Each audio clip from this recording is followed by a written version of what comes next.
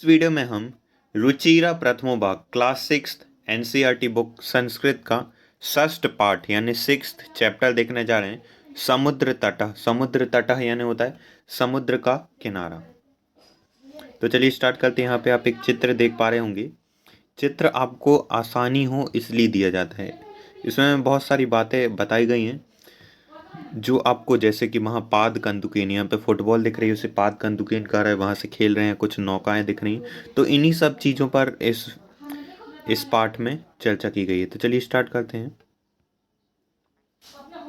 एषः समुद्र तट, ये समुद्र तट है यानी नदी का किनारा है। अत्र जनाः पर्यटनाय आगच्छन्ति, यहाँ अत्र यानी यहाँ, जना यानी लोग, पर्यटन के लिए, पर्यटन के लिए, आगच्छन्ति आते हैं, यहाँ पे लोग पर्यटन के लिए आते हैं। केचन तरंगे क्रीडन्ति, लहरों से यानी वेव्स, जिसको नहीं बोलते वेव्स,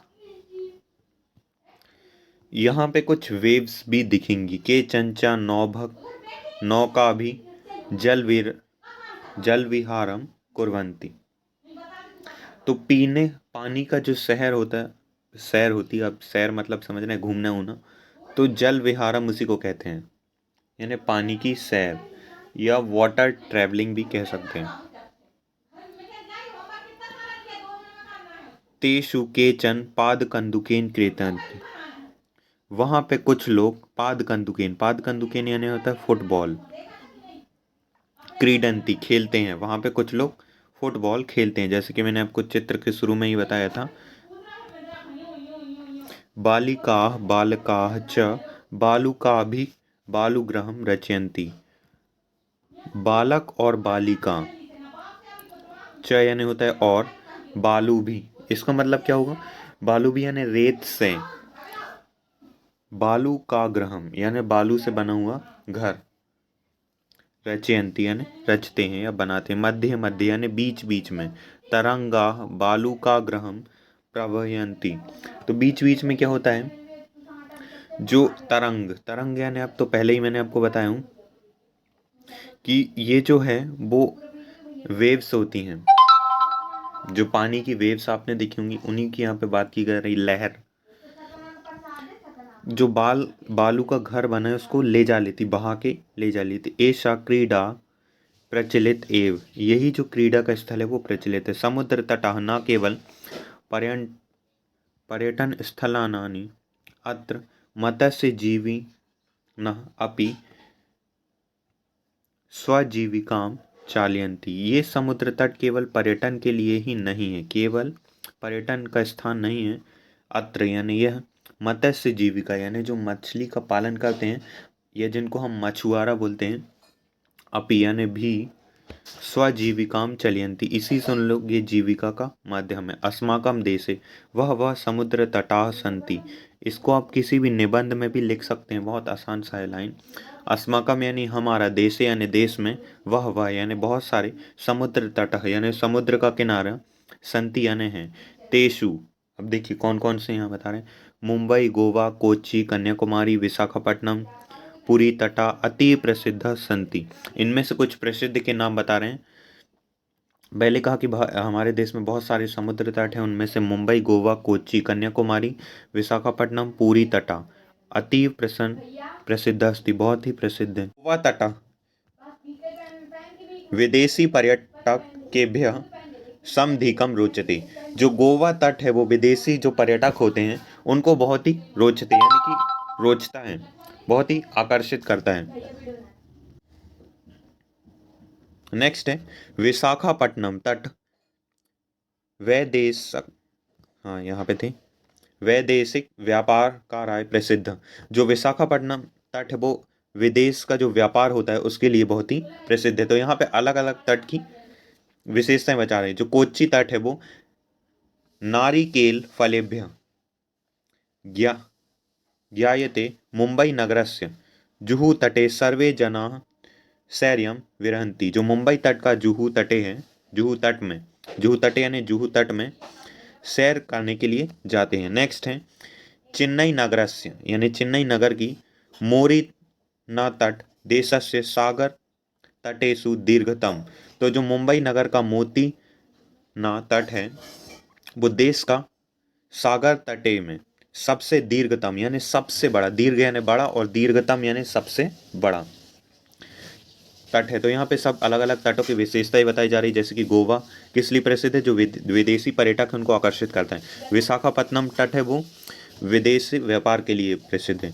जो कोच्चि तट है वो नारियल, आपने देखा होगा नारियल केल फलेभ्य, यानी जो नारियल आपने देखा होगा ग्रीन सा रहता है उस तरह का, एक्सपोर्ट इम्पोर्ट के लिए बहुत ही प्रसिद्ध है। जो मुंबई नगर तट है वो जुहू तट है। मुंबई नगर तट का जुहू तट लोगों के लिए सैर करने के लिए बहुत ही फेमस है।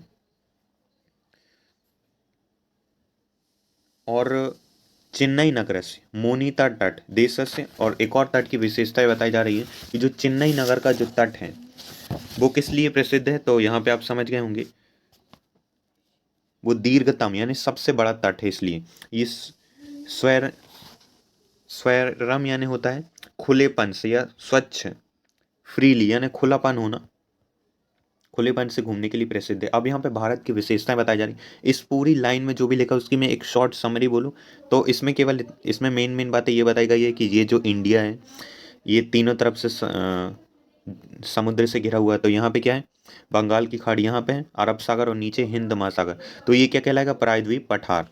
तो यहाँ पे वही बताया गया है कि भारतस्य तिस्रसु दिशासु समुद्र समुद्र तटाः सन्ति, यानी भारत के तीनों तरफ से, भारत देश के तीनों तरफ से जो समुद्र तट से घिरा हुआ।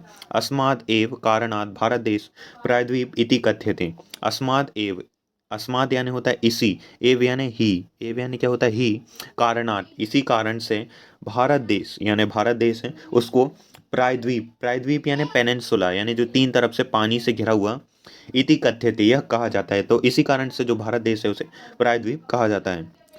पूर्व दिशायां वंगोपसागर, दक्षिण दिशायां हिंद महासागर, पश्चिम दिशायां च अरब सागर अस्ति। जो पूर्व दिशा है वहाँ पे बंगाल सागर है, या जिसे हम बंगाल की खाड़ी बोलते हैं। दक्षिण दिशा में हिंद महासागर है, तो यहाँ दक्षिण में हिंद महासागर है। नेक्स्ट है पश्चिम दिशा में अरब सागर है। एतेषां त्राणायानां त्रायाणाम अपि सागराणां संगम कन्याकुमारी तटे भवती। इन तीनों सागर, यहाँ पे कौन से तीन सागर हैं, तो यहाँ पे अभी मैंने आपको बताया यहाँ पे बंगाल की खाड़ी, यहाँ अरब सागर और यहाँ पे, लेकिन आप यहाँ देखें तो ये है कन्याकुमारी, यहाँ एकदम नीचे ये है कन्याकुमारी। थोड़ा लाइट कलर कौन सा होगा, पिंक पर्पल ले लेते, तो यहाँ पे है ये क्या है कन्याकुमारी। तो आप देखें तो यहाँ पे ये बंगाल की खाड़ी और हिंद महासागर और यहाँ से अरब सागर, ये तीनों मिलते हुए दिख रहे हैं। तो इन्हीं तीनों सागरों का मिलन स्थल संगम कहा गया है, वो क्या है कन्याकुमारी तटे, कन्याकुमारी का तट है। अत्र पूर्णिमायां चंद्रोदय सूर्यास्त च युगपदेव दृष्टि शक्यते। अब इन वर्ड की आपको मीनिंग पता होनी चाहिए, तब आप काफ़ी आसानी से समझ पाएंगे कि अत्र यानी क्या होता है यहाँ, पूर्णिमायाम यानी पूर्णिमा के अवसर पर। पूर्णिमा यानी तो आप जानते होंगे पूर्णिमा यानी होता है इन फुल मून नाइट, यानी कि जब पूरा फुल मून नाइट होती है, जब चांद पूरा दिखता है यानी गोल होता है चांद, उस दिन को क्या कहा जाता है पूर्णिमा। और जब चांद एकदम अपनी आखिरी स्थिति में रहता है, एकदम खत्म होने वाला, उसको अमावस्या बोलती है। हर 15 दिन में आता है। नेक्स्ट है सूर्यतम यानी सूर्य अस्त होना, पूर्णिमा यानी फुल मून नाइट, और सूर्यास्त यानी सूर्य के अंत होने की जगह युगपद एक साथ दृष्ट सके थे देखा जा सकता है।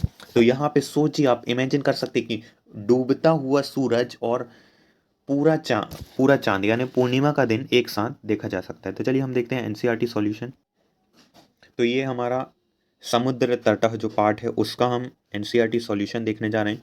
पहला क्वेश्चन तो उच्चारण करने को कहा गया है, और अधोलिखिता नाम प्रश्न नाम उत्तरण लिखा है। यहाँ कुछ प्रश्न लिखे, इनका उत्तर लिखना है, तो ये है इनका उत्तर। यदि आप कमेंट करेंगे तो मैं इन क्वेश्चन आंसर्स को भी आपको एक्सप्लेन कर दूंगा ताकि आपको याद करने में आसानी हो। तो ये है थर्ड का आंसर। नेक्स्ट देख लेते हैं, फोर्थ का आंसर ये है।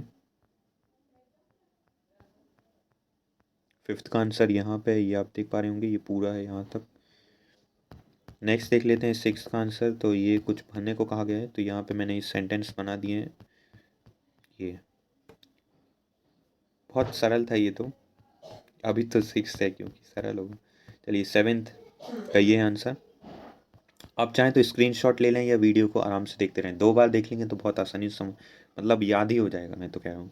सो at last thanks for watching the video. Please इस वीडियो को ज़्यादा से ज़्यादा शेयर कीजिए अपने फ्रेंड्स के साथ।